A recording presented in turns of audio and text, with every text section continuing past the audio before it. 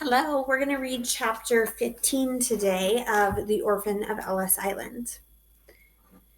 We must go find Father Tomasio right away, Francisco said as he brushed the straw from his shorts. With all the commotion, they nearly forgot to find out why he had sent Nina for them with such an urgent message. With an eye on the orchard, the boys made their way along the old stone wall that wound its way down the hillside through the village of Avelito. As they walked, Dominic looked over his shoulder and listened for the tinkle of donkey bells. His stinging back made him weary of meeting the giant again. Violeta trotted alongside him, and she nudged his leg with her nose. He smiled and reached up to pat her, glad for a chance to take his mind off his worries. Does she really eat anything? He asked Francisco as she gently nibbled his fingers. She would eat herself to death if she couldn't find enough food, Salvador quipped before Francisco could answer. I never let her graze near poisonous plants, Francisco admitted. Goats are smarter than most animals, except when it comes to food and puddles. Puddles? Dominic asked. I have to keep her away from mud and puddles. She gets foot rot if she stands too long in a wet place, Francisco explained. Haven't you ever cared for animals? No, I've never had the chance, Dominic admitted sadly. I never lived in one place long enough. But I've had lots of imaginary pets. He went on to tell him about the imaginary dogs and kittens and monkeys he pretended he had. Antonio's cheeks dimpled as he grinned. I too dreamed about having a monkey someday. Soon Dominic found himself telling the boys about the family he wished he'd had. He had never told anyone about his dream family before, not even his caseworker. He didn't think other people would understand, and he was afraid that they too might laugh at him. But the Candino brothers had no trouble understanding. The boys loved hearing Dominic's dreams, especially the part about the warm brownies on the kitchen table. But first, Dominic had to explain just what a brownie was. Salvador told Dominic about his dream family, which consisted of a cowboy father and a mother who made calamari, squid, every night for supper. The thought of having a cowboy father made Dominic smile, but the thought of having calamari every night for supper didn't appeal to Dominic at all. I'd rather have a mother who made pizza, he thought. Dominic had never felt so content or comfortable with trading dreams and stories with people.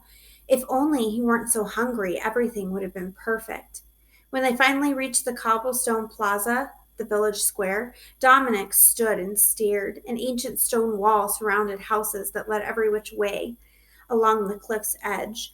A jumble of red-tiled roofs dipped and dove as they connected one house to the next. A copper-colored rooster crowed loudly as he perched on the rooftop while three snow-white hens looked on silently.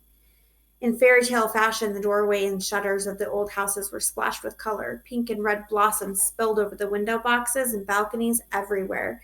And the old man had a donkey carrying bundles of twigs and slowly clip-clopped their way down the narrow cobblestone streets.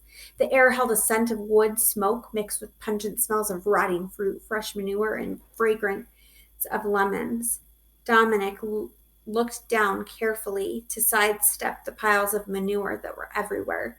As they continued on, they turned down the winding streets.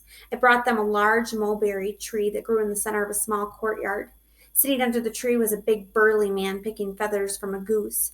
On seeing the boys, he jumped up, causing a cloud of goose feathers to fall all around him. The man wore a white apron over his long black robe, a pair of black leather sandals that were strapped to his bare feet. His big, balding head was fringed with dark ringlets, and his round face held the shadow of a day-old beard. Thank goodness, he said, still holding the goose by the crook of its skinny neck. He made the sign of the cross with his free hand. You're here at last. I've been looking for you all over. I guess you weren't looking in the right places, Father, Antonio chirped. The priest laughed and ruffled Antonio's blonde curls. Dominic could see why the boys loved him so. As burly as he was, Father Tomasio was a sweet, gentle man. Francisco quickly introduced Dominic, but before they could explain his situation, they were interrupted by the priest. We have very little time, Father Tomasio said, tossing the goose into the basket by his stool and pulling off his apron. Come with me. They hurried after him to a small stone house that was attached to the church. Francisco crossed himself as he passed a statue that stood on the windowsill, and Salvador and Antonio did the same. The clip-clopping of Violeta's hooves could be heard on the cool stone floor as she followed them through a small kitchen into a book-lined study at the rear of the house. "Shoo, Vito," the prince said, ushering the rooster out of the room. "Father, we want to ask you about our friend," Francisco began. "Certainly, my son," Father Tomasio replied as he rummaged through a pile of papers on his desk. "But first, we have to tend to the most important matter. Now, where did I put those papers?" A feather fell from his robe as he bent over his desk. "Ah, yes, here they are. This is what I've been looking for." He turned and gave the brothers a long, serious look. "I promised your mama as she lay dying with Antonio, still a baby in her arms, that I would do everything I could to find you a family," he said. "With your papa gone before her and no other family to care for you, she didn't want you running around like a pack of old wolves."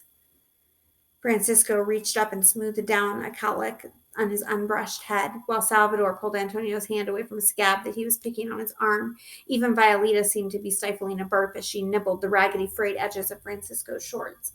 "I'm afraid I couldn't keep my promise until now," the priest continued. "What do you mean, Father?" Francisco asked. "Families," Father Tomasio said. "Through the church's orphan fund in America, 2 families have been found for you. Your ship to the New Amsterdam leaves for Napoli in 2 days' time. I know it's short notice, but the letter was held up in the mail. It only just arrived yesterday morning from America." "America?" Salvador exclaimed. "Father, are you saying that we're going to America?" "Yes, my son. I found 2 Italian families who will sponsor you. One is in a place called New Jersey, and the other is in a place called New York," Father Tomasio said. "2 families?" Francisco's dark eyebrows frowned. "It's not the situation I had wished for you," Father Tomasio said, "but it's the best we can do for now." "We will not be separated," Francisco said firmly. "I know that you don't want to be apart, but you must be reasonable, Francisco," the priest pleaded. "Who would be able to take all 3 of you? That's 3 extra mouths to feed. We're lucky to find a family in New Jersey who will take 2 of you and pay for your passage." The 3 brothers stood shaking their heads. "No. If you don't take this opportunity, what will become of you?" Father tried to reason with them. "Do you want to sleep in straw and starve for the rest of your lives? In America, you can go to school and learn trades." "Will these families feed us in America?" Antonio asked. "Yes. They have plenty of food in America." "It is my dream to go to America one day, Father," Salvador spoke up. "But not if it means that I must be separated from my brothers." "Our mama wouldn't have wanted us to be apart," Francisco added. "Your mama wouldn't have wanted you to be hungry either," Father Tomasio said, pointing as he pointed it out. "Look at yourselves.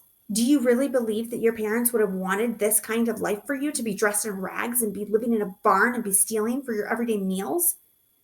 "But we're family," Francisco told him. "We stay together. That's what our mama and papa both would have wanted." "Are you certain of this, my son?" the priest asked gently. Francisco nodded his head. "Yes, Father, I'm certain." Dominic breathed a sigh of relief, for he didn't know what would become of him if Father Tomasio and the others were to leave him. Suddenly, there came a rapping on the window behind the desk that startled them all. Father Tomasio turned around and unlatched the pane. "Not now, Angelina. I'm busy," he called to the little stooped woman in black who waited for him. But Father," the old woman insisted. "Do not worry, Angelina," Father Tomasio assured her. "I will get you your goosenecks in a pot in a minute." "It's someone else's neck that you need to be worried about," the old woman replied. "Something bad has happened, Father, and you had better come right away." All right, Father Tomasio shrugged. "It probably is Spinelli's pig gotten out from his fence again and tearing up the basil.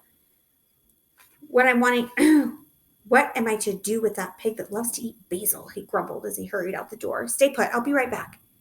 He did return shortly, but the color had drained from his face. "What is it, Father?" Salvador asked on seeing the priest's stricken look. "Did Spinelli's pig get loose again?" "No. It's Tibero Rudazzi," answered Father Tomasio, his voice full of disbelief. "He's dead. Murdered." "Murdered?" Salvador gasped. "Yes, they said they know who killed him. They're hunting for the murderer right now." "Who?" Salvador asked. "Who's the murderer?" Father Tomasio paused, and then in a whisper he said, It's you. They say you killed Radonzi. We will read chapter 16 tomorrow.